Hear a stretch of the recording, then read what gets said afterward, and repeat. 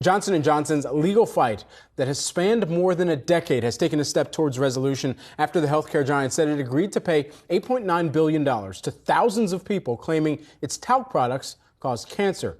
Yahoo Finance's Anjalee Khemlani joins us now. Anj, what do we know about this?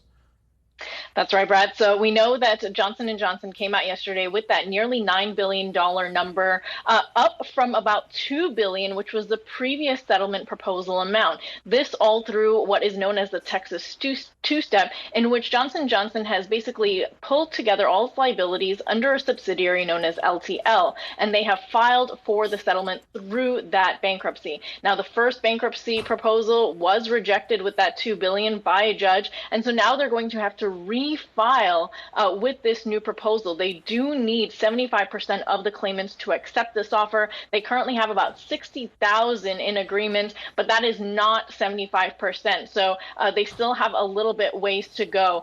We have the Johnson & Johnson vice president of litigation saying that resolving these cases in the tort system, which would be the other option, would take decades and impose significant costs on the subsidiary. And so this route is a little bit more efficient and more equitable. And so they're hoping that this is the way that it settles. Now, it's important to point out that Johnson & Johnson is claiming that it has settled most of those cases and won most of the other cases that have been out there.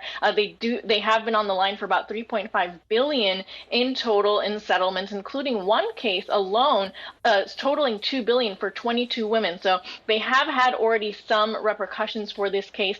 The timing and context of this is a little bit important. Right now, Johnson & Johnson aiming to spin off its consumer brand Kenvue, which has filed for IPO.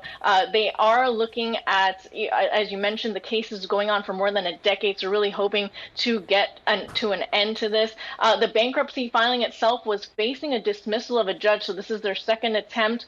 And if all of this doesn't work out, then they are going to have to find a different route. So all things are still in play. This is not the resolution just yet. Court proceedings on this new filing are set to begin in a few weeks. All right. Yahoo Finance's own Anjalee Khemlani. We know that you're going to continue to follow all of those proceedings for us. Appreciate it.